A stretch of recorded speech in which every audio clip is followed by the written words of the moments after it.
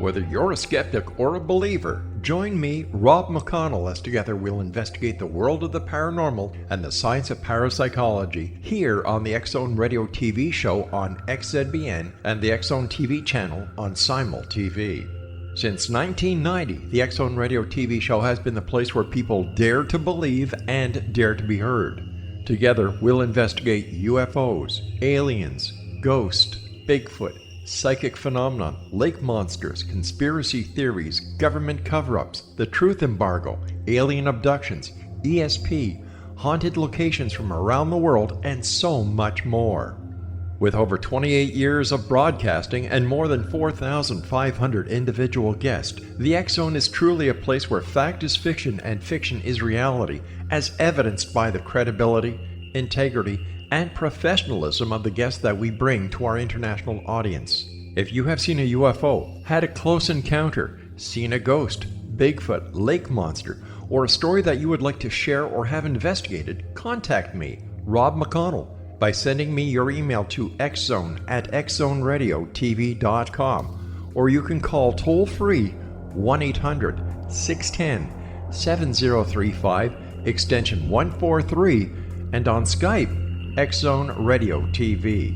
For more information on the X-Zone Radio TV show with yours truly, Rob McConnell, visit www.xzoneradiotv.com or www.xzonetvchannel.com or simultv.com and xzbn.net. Until next we meet here in the X-Zone from our broadcast center and studios in Hamilton, Ontario, Canada, always remember, X-Zone Nation, keep your eyes to the sky and your heart in the light.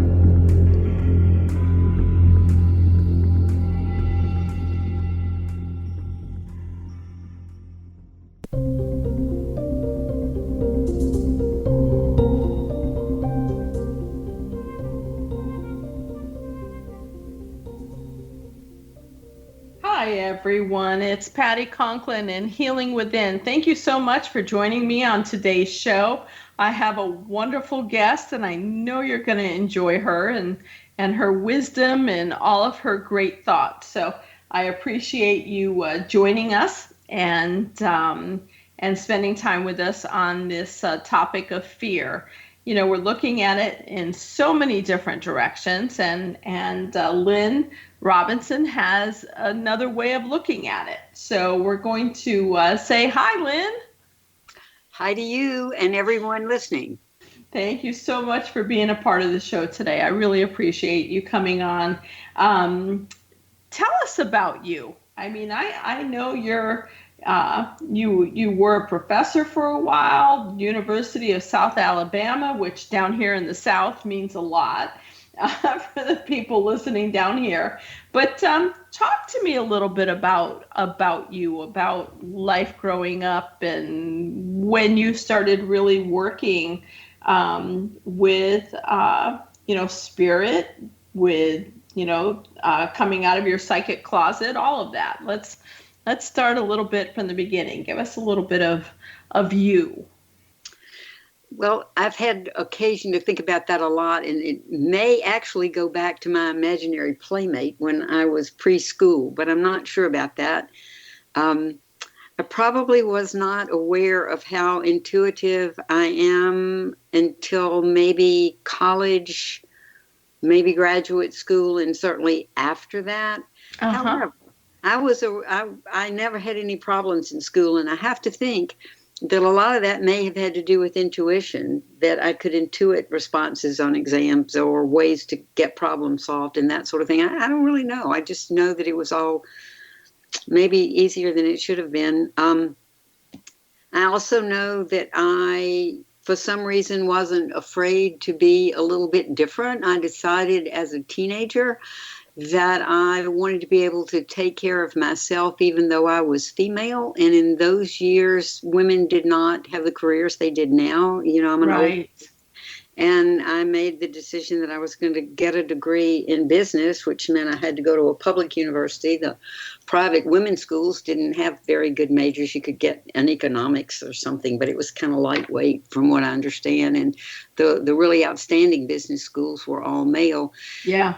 I went to the University of Wisconsin, which was an outstanding public school, and that's where I started. Then I transferred to Emory University as a junior, as the first year that women were allowed in their business school in Atlanta. Oh, wow. Yeah. Yeah. And when I did my graduate work, I was one of two women doing doctoral work at the University of Alabama in the business school at the University of Alabama in Tuscaloosa, one in accounting, and I was in marketing.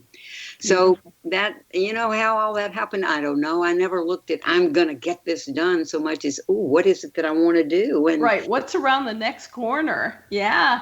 So where were you born? I was born in Mobile. In Mobile. Yeah. So going back to Tuscaloosa was kind of coming back home. Yeah. And my father and my grandfather had been to school there. Beautiful. Yeah. So what did you want to do with this financing and marketing degree? I wanted to, right out of undergraduate school with my degree from the business school at Emory, I went to Macy's in New York, where I worked as a young executive. One of the fun things I did there, because I knew the guy in charge of the Thanksgiving Day parade, I was actually a clown. Wow. Yeah, had a great time. Yeah. And then I decided I really would prefer to go into the teaching aspect of business rather than the executing business. Though, by the time I left the university, I had my own consulting business, consulting with all businesses of, from mom and pop shops to Fortune 500 companies. Yeah. Really more on people interaction than on the marketing aspects. And of course, intuition's going to play into both. I mean, it sounds like you were a natural intuitive without really even recognizing that maybe you were a natural intuitive at that time. By the time I was a professor, I knew that I was a natural intuitive. And one of the funny things that would happen when I would sometimes team with other consultants to do work for, a major company. And we would have something planned in working with that executive group, and it wasn't panning out. And we'd take a break, and they'd say, "Okay, we've got to make some quick changes." And they would look at me and say, "Okay, Lynn, do your thing." Yeah. Put space out and bring in a couple of ideas to make really quick changes, and we'd go with it. Right. You said, I've got here that you wrote your first book, Coming Out of Your Psychic Closet, How to Unlock Your Naturally Intuitive Self. When did you write that? I wrote that, I don't have a copyright at hand. I think it was 1998, maybe. I know it was in the 1990s. Yeah. And what did you want to express in that? I'm sorry? What did you want to express in that, in the book itself? I wanted people to be unafraid of their intuition. And so I was willing to actually say psychic closet as kind of a catchphrase to draw people in. What happened to me as a result of that, Patty, was just unbelievably wonderful things, because people with intense intellect who themselves were naturally intuitive and knew it brought me into some of their circles. And there was an organization formed called the Intuition Network. And I ended up serving on the board of that network, and I made friends from all over. Yeah. Wow. Beautiful. And so what was the next step then in teaching and just helping people understand their intuition? Well, there were a number of things. I was able to bring some friends of mine who were shaman from South America. However, they were both shaman. The male, who is now deceased, and I think I have in my latest book, Loving to the End and On, how he came to say goodbye the night he died. But she was from Peru, he was from Brazil, and he was a consultant to the Smithsonian. I became friends with them and was able to bring them to Mobile, to the University of South Alabama, where I taught. But they spoke at grand rounds in the medical school and then to the nursing faculty. Wow. Yeah. That's pretty cool. It is pretty cool. Yeah. So while we're still in this segment, I want to go into this a little bit more, but at some point you became, after deaths of family and friends and so forth, you became a hospice volunteer, because I'd really like to talk on this show. We've been talking about emotional fear and physical fear and so on and so forth. But fear of death is something that I work with a lot of my clients on. But I wanted to ask you about becoming a hospice volunteer and so forth. What kind of moved you into that? Well, certainly the fact that people no longer in their physical bodies talk to me, people I know and people I don't know, and the people I don't know sometimes tell me who they want to get in touch with. The other thing was my father's demise. He died at age 98 and a half. There's a chapter about that in Loving to the End and On, with some caveats about hopefully that'll help people have good experiences in the end. So once he had died, and the hospice workers had been so incredibly helpful to us and so understanding, just absolutely marvelous. I cannot recommend hospice highly enough. Right. And so I thought, that makes sense to me to volunteer. And I volunteered only, though, for one aspect of that, which is just at the end of life, when there are no family members present. And so hospice likes to have someone there.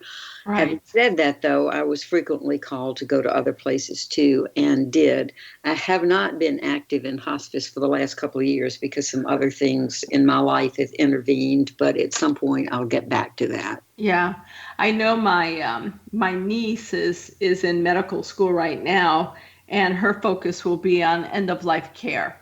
And I'm really proud of her, because that's a challenging medical field to go into, is the end-of-life care. And I think, some of it is just, I've always been so open with her about my work and so forth, that she decided that, with the deaths of her grandparents and so forth, that she would move into it.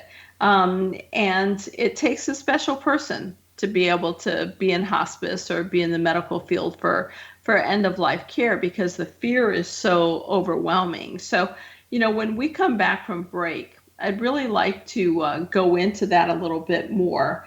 Do you know when you're afraid, fear versus challenge, tormentor or teacher?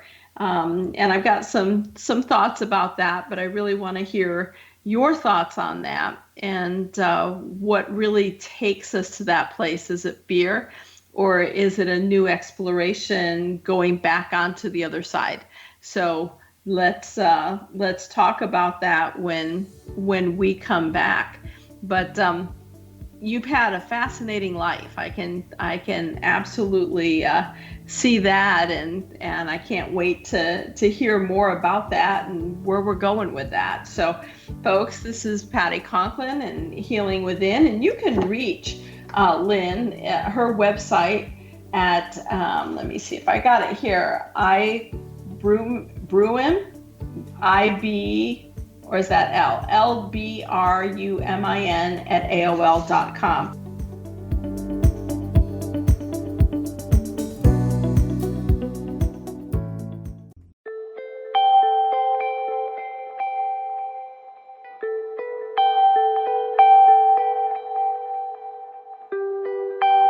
It's hard to listen to the news without realizing we're living in volatile, unprecedented times.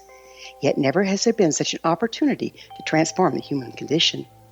As old structures fail, where can we find the guidance to co-create a better way? Find Your Path Home is an ever-evolving, leading-edge information, education, and healing resource center designed to support and guide you on your path to unity and enlightenment.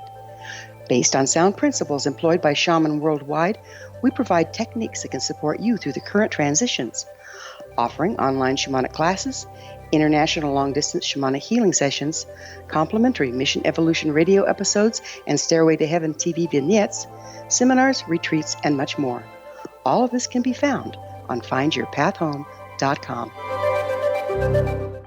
So I was watching the X Zone TV channel last night when I was abducted by aliens, and they kept repeating to me over and over again, simultv.com, simultv.com. What's simultv.com? That's what I asked them. They had it written on the side of their UFO. How do you spell that? UFO. No, I mean simultv.com. simultv.com. simultv.com. Right. simultv.com. Interesting that you were abducted by aliens in a simultv.com UFO last night. Oh, yeah? Yeah. Now that you mention it, I remember now last night I was awakened from a deep sleep. My great-grandmother was standing there. She said she'd come from the hereafter to tell me about simultv.com. She even spelled it out for me. simultv.com, sonny boy. simultv.com. simultv.com, sonny boy. Wow. Yeah. Guys, you'll never guess what my psychic guru just told me. simultv.com. Exactly. Are you guys psychic too? Of course. We all know about simultv.com. simultv.com.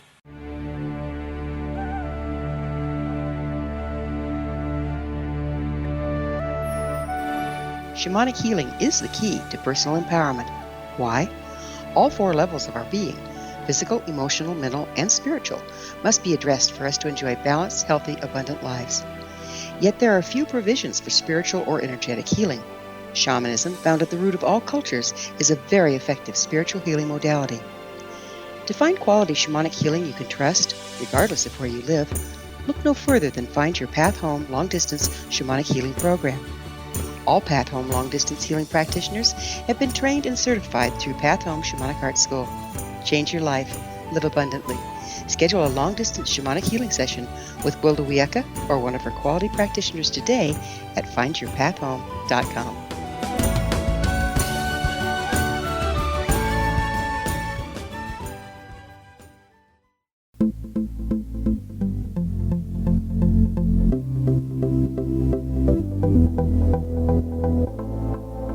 Hi, everyone. This is Patty Conklin with my guest, Lynn Robinson, PhD. Thank you so much for joining us today on this episode of Healing Within. I hope that you find it informative and educational and help you understand your own intuition and how you face fear and what you do to overcome that fear. So I really appreciate everyone being with us and following through with this. So Lynn, how do you know when you're afraid? Or do you know when you're afraid? How do people react? In numerous different ways. I think some people have a feeling in their tummy. Some people have their throats constrict. Uh-huh. Some people simply worry a lot. Some people get really, really busy. It's sort of an avoidance thing. Okay. And so when people become aware that they're in avoidance or, tummy's constricting or whatever, what's important for them to do at that point in order to understand that possibly they're in fear or they're uncomfortable? What is journaling a good idea? What do you suggest? Well, journaling is a good idea for those people who like to write things down. Not everybody likes to do that. So that's one really good way. Another good way is to take a deep breath and say what's going on and just examine it internally inside of your head. And ask yourself questions. What's going on? Why does my tummy feel this way? What's this related to?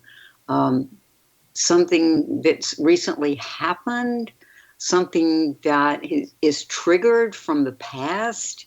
So I think those kind of questions can be very, very helpful. And again, you can do it in your head or you can write it down. Either way, some people pick up a book and read it, and they don't realize that the book they've picked, for instance, will lead them into what will explain the feeling. But the very first thing is to recognize the feeling, to feel what you feel. Right.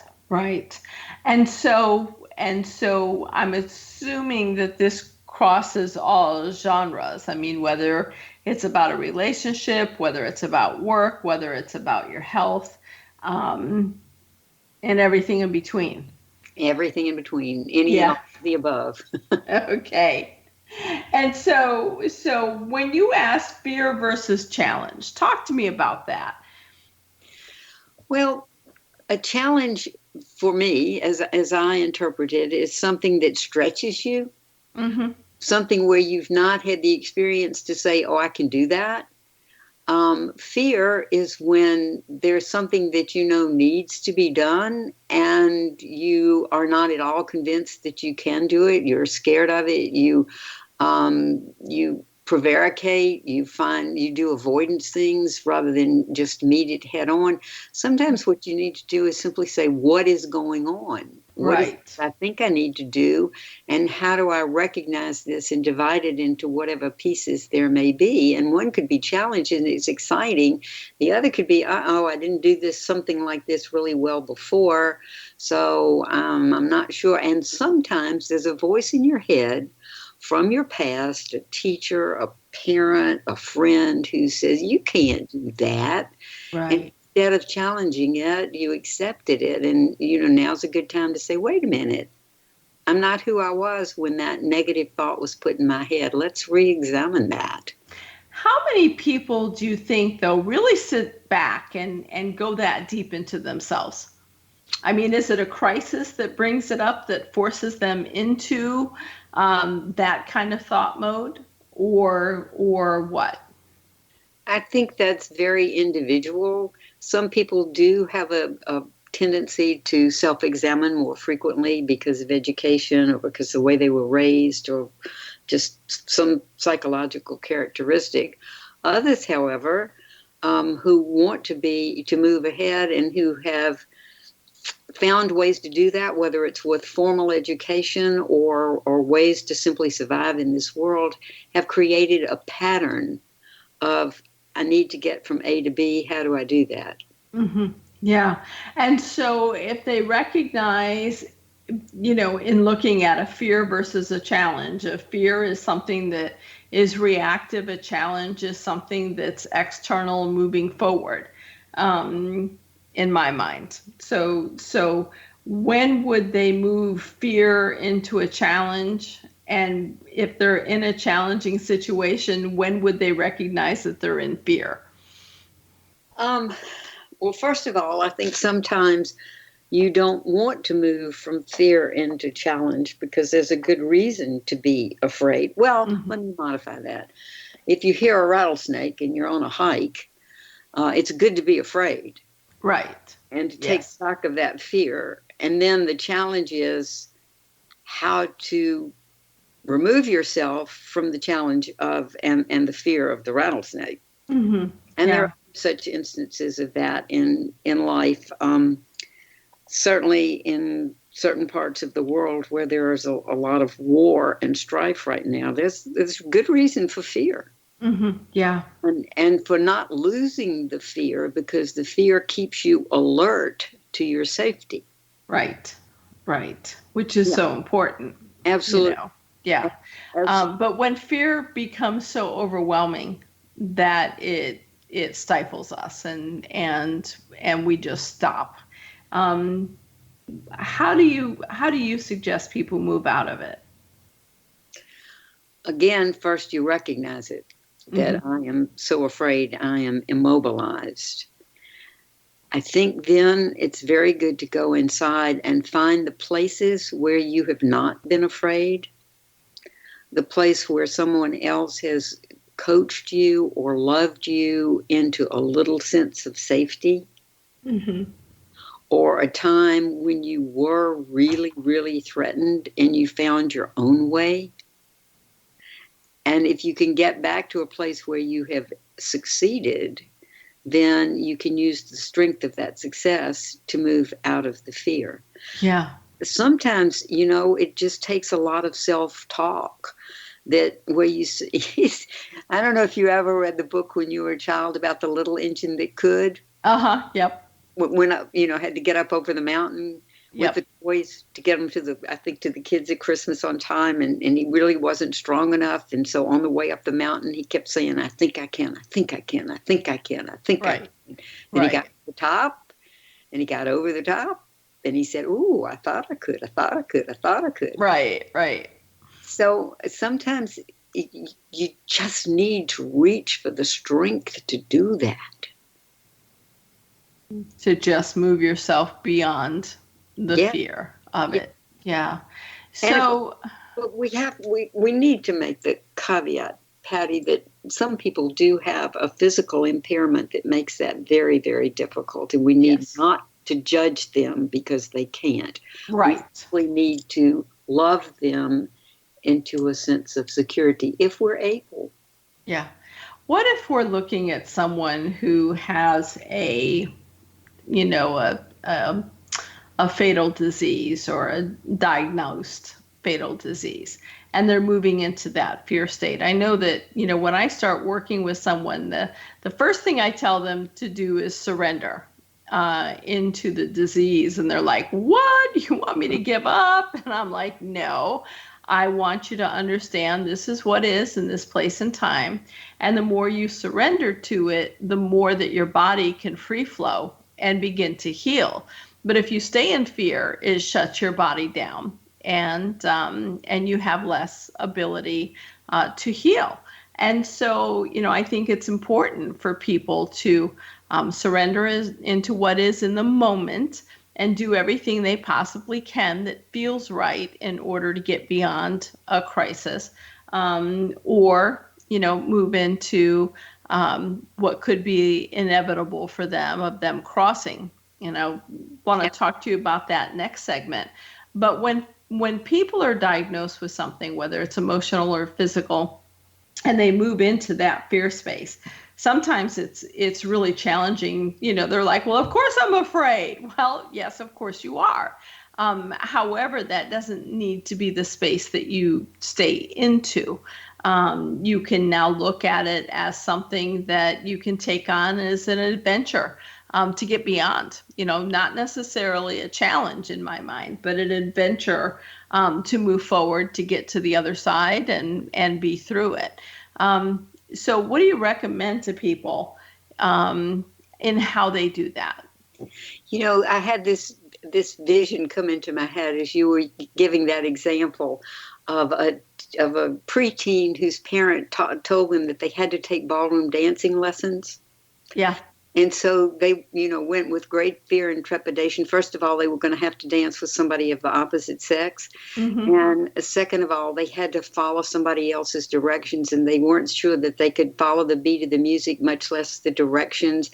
But they just had to get in there and do it. And then at the end of it all, they found out that it was great fun, and it opened up some other possibilities for them. Mm-hmm.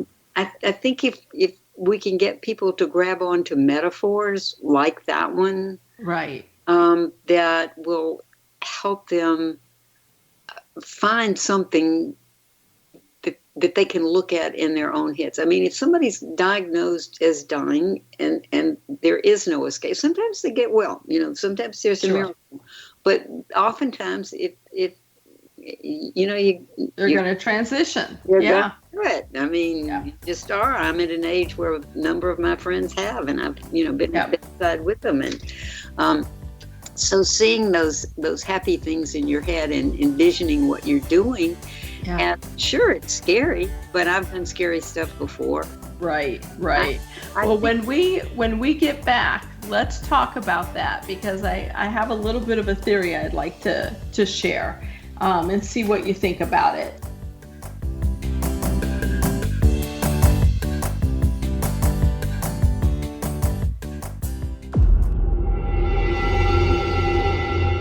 Whether you're a skeptic or a believer, join me, Rob McConnell, as together we'll investigate the world of the paranormal and the science of parapsychology here on the X-Zone Radio TV show on XZBN and the X-Zone TV channel on Simul TV. Since 1990, the X-Zone Radio TV show has been the place where people dare to believe and dare to be heard. Together, we'll investigate UFOs, aliens, ghosts, Bigfoot, psychic phenomenon, lake monsters, conspiracy theories, government cover-ups, the truth embargo, alien abductions, ESP, haunted locations from around the world, and so much more. With over 28 years of broadcasting and more than 4,500 individual guests, the X Zone is truly a place where fact is fiction and fiction is reality, as evidenced by the credibility, integrity, and professionalism of the guests that we bring to our international audience. If you have seen a UFO, had a close encounter, seen a ghost, Bigfoot, lake monster, or a story that you would like to share or have investigated, contact me, Rob McConnell, by sending me your email to xzone@xzoneradiotv.com, or you can call toll-free 1-800-610-7035, extension 143, and on Skype, X Zone Radio TV. For more information on the X Zone Radio TV show with yours truly, Rob McConnell, visit www.xzoneradiotv.com or www.xzonetvchannel.com or simultv.com and xzbn.net. Until next we meet here in the X Zone from our broadcast center and studios in Hamilton, Ontario, Canada, always remember, X Zone Nation, keep your eyes to the sky and your heart in the light.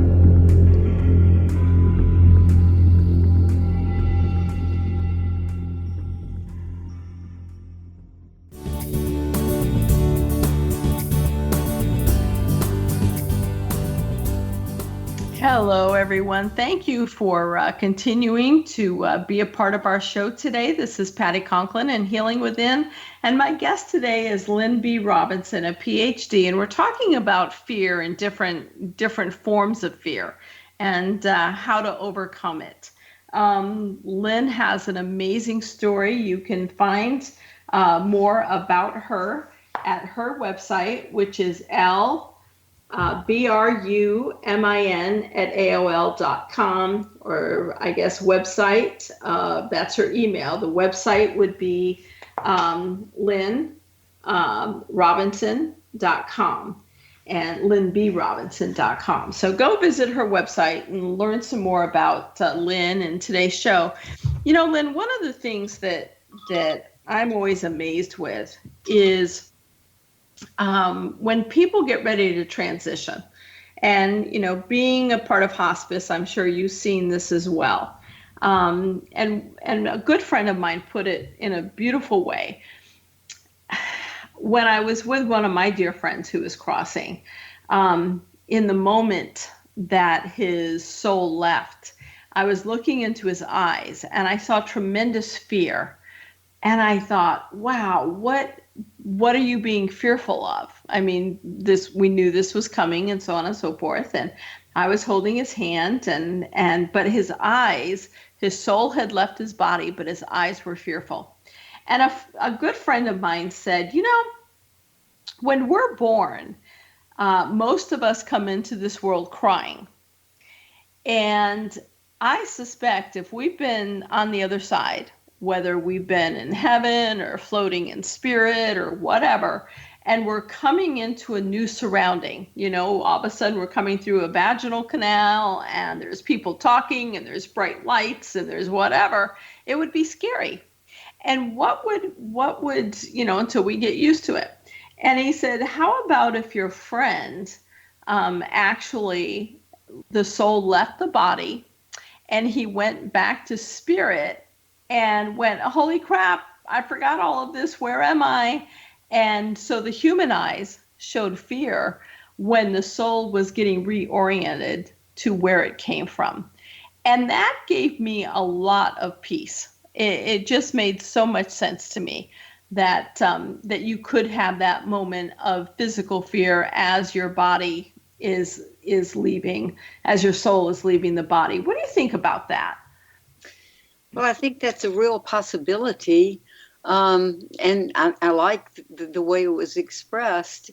Having said that, I also know that there are people who don't have that, who smile and look off into space at something that pleases them. And I think there's everything in between. In talking to one of my friends who had an NDE, He had a very bad experience as he was dying. And for the first few minutes afterwards, until he asked for help from his expression of deity. And then everything opened up and was beautiful. Your explanation, I think, is great for those for whom it works, but I think we all find our own way. Right. Well, I think that people cross with the deep belief of what they believe, that what's going to be waiting for them is what they truly believe, not the last minute fear, but what they truly believe deep down is what's waiting for them. So it can be so many different things. So you asked the question, do you know where you learned fear? Is it from childhood? Is it from a past life? How do you learn it? Well, in my own experience, it's from all kinds of different ways. Some of it, I think, is intuitive. Some of it may be from a past life. Some of it may be from a story that was read to you when you were a child, or today's world, something you've seen on TV or in the movie. You can learn fear from a friend, from an older sibling, from innumerable ways. And what I hope everybody who's listening will put some attention on is not how you learn fear, but how you learn to overcome fear. Yeah. And so what are some good steps to overcome fear? To learn to trust yourself, to pay attention to what happens when you are afraid that gets you out of fear, just like you were mentioning, being aware of what did make you afraid, to learn and listen about how other people have gotten out of bad scrapes, whether it's movies or books, but I think in today's world, you really need to examine some of the ways that you see people getting out of bad scrapes, because they're sometimes more of the imaginal realm than realism. So right. You have to just learn to examine that. And don't be afraid to talk about fear with your friends or your family or a teacher, to say, this really bothers me. I'm not sure I'm fully afraid. Or you might say, I'm scared witless. What am I going to do? Right. So consult with others.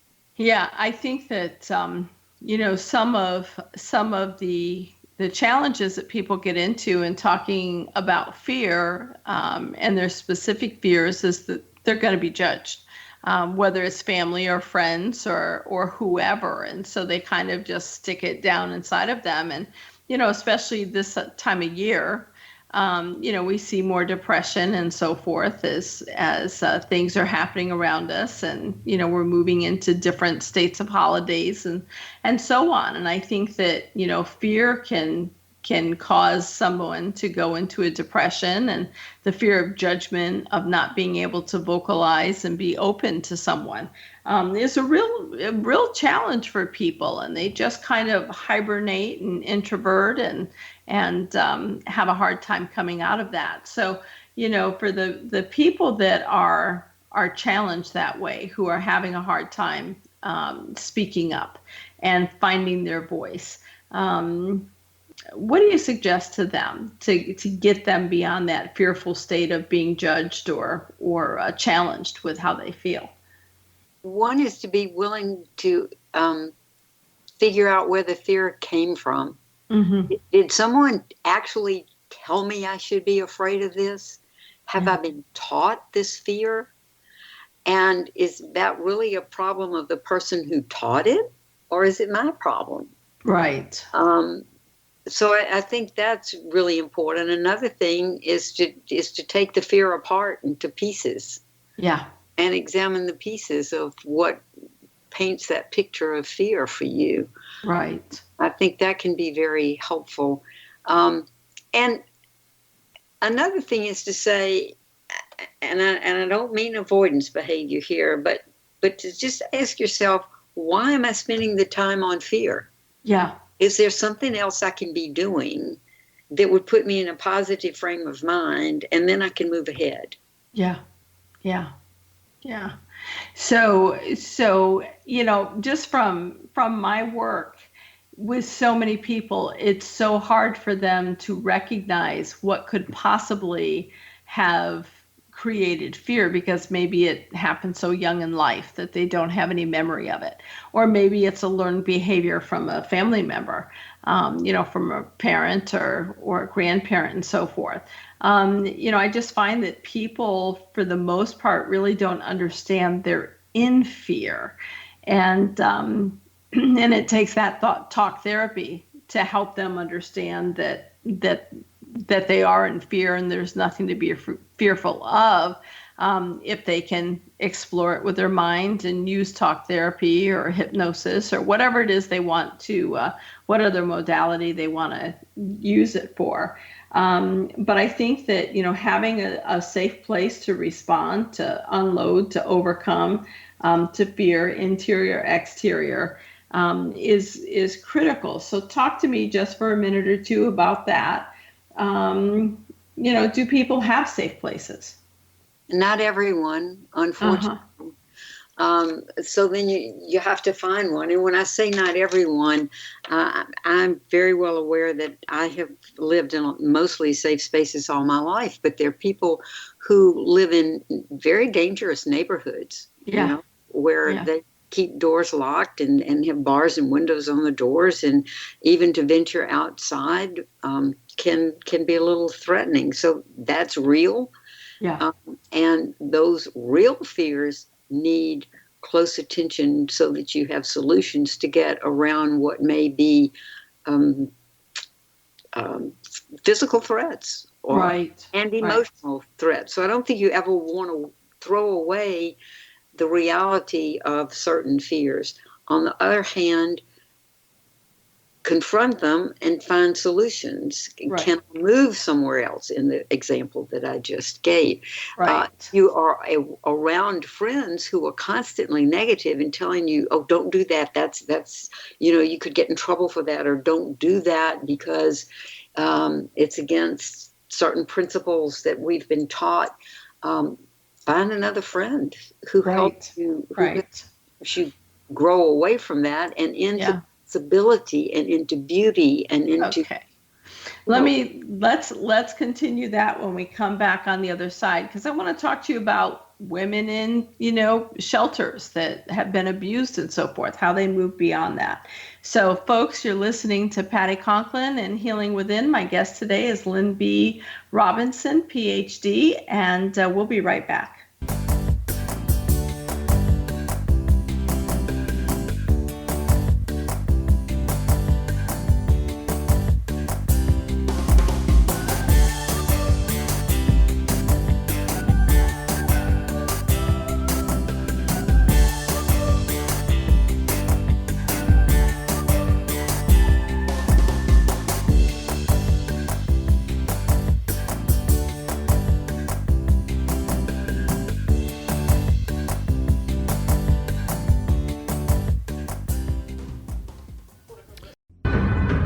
If you are looking for a safe, zero-calorie natural option to the harmful artificial sweeteners on the market today, Just Like Sugar is what you're looking for. Just Like Sugar is a wonderful natural alternative for those health-conscious people who choose a calorie-restricted diet with a great, pure, sweet flavor that tastes just like sugar. Just Like Sugar is a great natural option for people suffering from diabetes and may be useful in restricted diet programs where standard sugars are not allowed and does not cause a laxative effect of some other sweeteners. Just Like Sugar comprises a perfect blend of chicory root fiber, natural calcium, natural vitamin C, and Just Like Sugar's sweetness comes from the natural flavors from the peel of the orange. Just Like Sugar is a natural alternative to harmful artificial sweeteners and will change the way that you believe all natural sweetener products taste. Just Like Sugar is available at your local Whole Foods markets, Wild Oats markets, Henry's, Sun Harvest, and many other fine natural food stores in the U.S., Canada, and worldwide. They are here, and they've been here for thousands of years, making their presence known in the shadows. They might be seen by a lonely motorist on a deserted road late at night, or by a frightened and confused husband in the bedroom he is sharing with his wife. But who are they? What do they want? Why are they here? Perhaps most concerning, has the government been aware of their presence all along? The new book by Ellie Marzulli, UFO Disclosure, the 70-year cover-up exposed, delves into the world of UFOs. Can full disclosure be soon? Order now and receive a free hour and 37-minute DVD on the UFO phenomenon. UFOs are real. Get both the book and the DVD, a $40 value, for only $19.99. To order your book and DVD today, go to lamarzulli.net. That's LAMARZULLI.net. You have heard of the X Zone? Now watch it on Simul TV, plus 500 video games, live TV channels, free video on demand, worldwide, and more. Does this sound like tomorrow's television? Well, it is, but you can have it today, right now. It is Simul TV. Simul TV offers what the others only wish they could provide. 15 exclusive channels like X-Zone, Sci-Fi, and Horror. We are worldwide. No other provider offers that. 500 built-in video games. No need to have an extra expensive system. We have them included. Free video on demand. Live streaming events from around the world. Interactive online network, and much more. Tomorrow's TV today. Simul TV. Sound too good to be true? Well, it's not. You can have Simul TV today. Sign up at simultv.com. Do it today.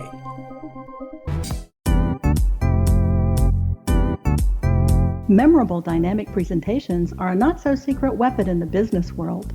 Do you have a powerful message that must be shared, but you haven't found a way to deliver that message?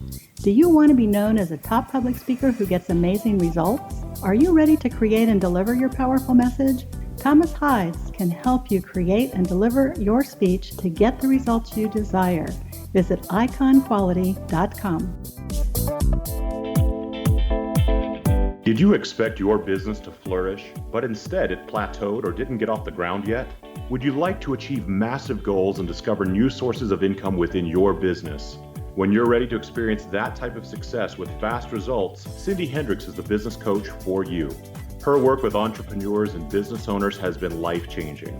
To get you and your business where you want to be, go to imaginemoresuccess.com. Has the fear of public speaking stalled your business or personal life?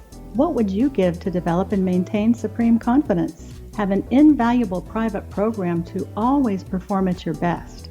Imagine how you would feel. You can have all that and so much more today with Thomas Hides' life-changing course called Number One Fear Unleashed. Visit numberonefear.com and be liberated from your fear of public speaking.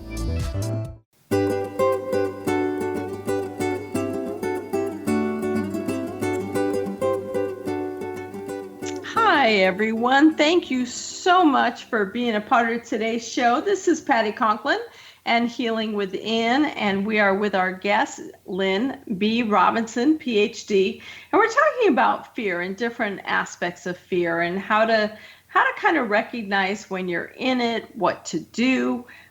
You can find Lynn at her website, which is lynnbrobinson.com. and find out more information about her, because I know you're going to want to find out more information about her. So, Lynn, for people who have grown up in, somewhat safe surroundings, it's hard to imagine not being in safe surroundings. And I kind of grew up in not safe surroundings. I was 32 before I ever slept more than an hour in an evening, in a nighttime. And so, when you recognize fear and what it's doing to you, you can think it through and move through, which is what I chose to do. But I think about, individuals who are in homeless shelters or individuals who are in, safety abuse centers, women, men, because I believe in men get abused as well. by females. So when people are in the thick of a fearful situation, fearful of their life, fearful for their children, living in a not safe situation, how do we, by them listening to this show, how do we encourage them to have the strength to move beyond that gut reaction or the response of, it's really my fault, and so they stay in that fear space? How do we help them understand that they can move beyond it? Well, as you were going through that, the first thing that came to my mind was congratulations, because you mentioned these are people who've already gotten themselves to a shelter. Yes. Pat yourself on the back continuously for getting yourself out of a negative situation and into one of hope. It's not the last stop for you, but you've come to the beginning line of a better life. And that's huge. So continuously remind yourself of that. If someone's listening who has not yet gotten there, think about the people who have and use them as a beacon to get yourself there. Somebody else has done it. I can do it too. Yeah. My heart just expands hugely to think about the people who are in shelters and that they've gotten there. But it is important to realize that's not the last step. Learn from the people who are there to help you, and from the other people who've gotten themselves there. Yeah. Yeah. Go ahead. And then there are a lot of organizations out there who will help, and the people running the shelter can put you in touch with those, whether it has to do with education or health or a place to live, whatever you need. You've gotten yourself to a place where the next step is more help. Yeah. Yeah. I think it's really that first step, that first step is the hardest for so many people to be willing to acknowledge that they can no longer handle it themselves, and that they need support and they need help, and they need loving, supportive people around them who understand their dynamics and the situation that they're in. Something like that happened when I was still doing my professor work, and I had a just lovely young co-ed come to my office saying she was sorry she had missed class the day before. I noticed she had a cast on her arm, and she said her boyfriend had beaten her up and she'd gone somewhere to get medical help. And with her in the office, we made some calls within the university and other places to get her into a shelter. Mm-hmm. So if you don't know how to get into a shelter, go anywhere you can, police station, a church, almost anywhere, and say, can you help me find out how to get in touch with people who will get me to a shelter? Right. How do I get there? Take that first step. And even your physician, if you have a physician, can start getting some public service and getting in there and helping. I think it's important for people to recognize that, the psychological fear that so many experience. I have been said at every show on this, or every time on this show. But fear to me is forgetting every available resource. And that's the strength you have inside of you. It's knowing that you can do whatever you need to do. If you can protect your children and you can protect other people that you don't know and so forth, recognize that you can protect yourself. So what do you do with fear? When we look at identify when you cower, you do nothing, for what reasons? Or identify when you take action to understand or overcome to grow, for what reasons? What would make people continue to cower and do nothing? What is the fear so paralyzing that they can't do anything different? I suppose with some people it can be. And to be frank, they're better problem solvers than others. So it may not be fear so much as a true inability to know where. And that's a place where, again, go to someone and ask. And get that person to get you to the next step. Mm-hmm. Yeah. Yeah. And so what do you recommend for people that are listening that are just stuck? They're just stuck. And even though they're listening to that going, yeah, I can do that, but intuitively they're pulling back. What can you say to help them get beyond that moment? You are unique. You are special. You have the capacity to move ahead. You can go to your library and check out the little engine that could, and imagine yourself as being that little train. And I think I can. But you have to be willing to take a step. Yeah. And you can move one step at a time. Those baby steps. They're important. Yeah. Baby steps. If you can't get beyond your front door today, then say, tomorrow I'm going to get out of that front door. If you don't get beyond the street the second day, then tell yourself that night, I'm going to go farther tomorrow, and do the baby steps. Yeah. Yeah. Just take it within your comfort zone. And find somebody, if you can, who will reinforce that for you. Yeah. Yeah. What is the title of your latest book?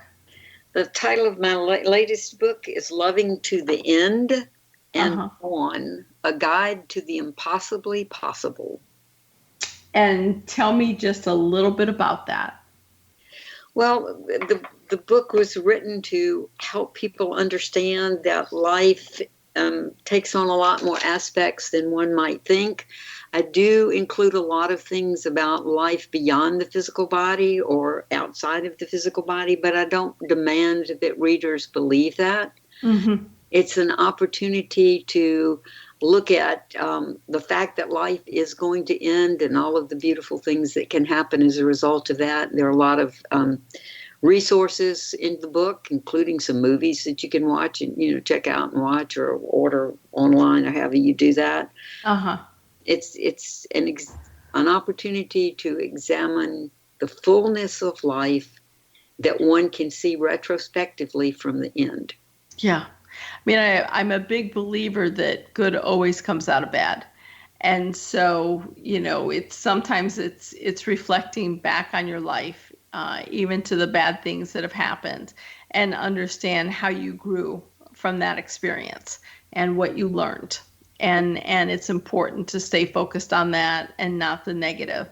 And, as we all get to that place of transitioning, it's understanding that life is not promised, and that there's times that, people become incredibly fearful, phobic even, about that aspect. But I think that it's important to understand that every day we have is an amazing blessing, and that we can take it as such.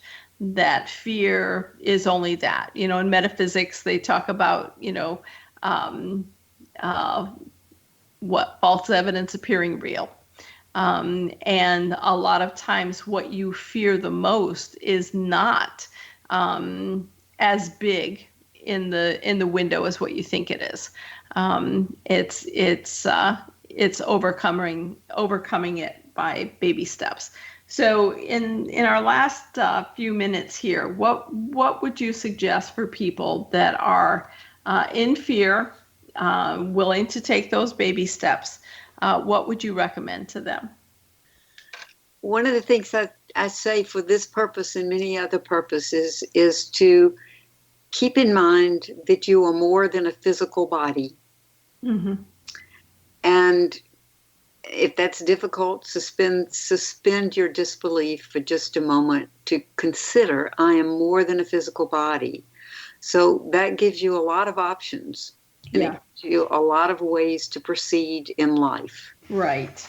Beautiful words. Beautiful words. Folks, you've been listening to Lynn B. Robinson. You can find her website at lynnbrobinson.com. This is Patty Conklin and Healing Within. And so thankful that you stayed with us today and listened to the show. I think you've learned a lot, and I deeply appreciate every single one of you. Let's overcome our fear and move forward. Lynn, thank you so much for being a guest on Healing Within. I truly appreciate it, and hope we get to talk again sometime. Thank you. It was my joy to be with you. Thank you.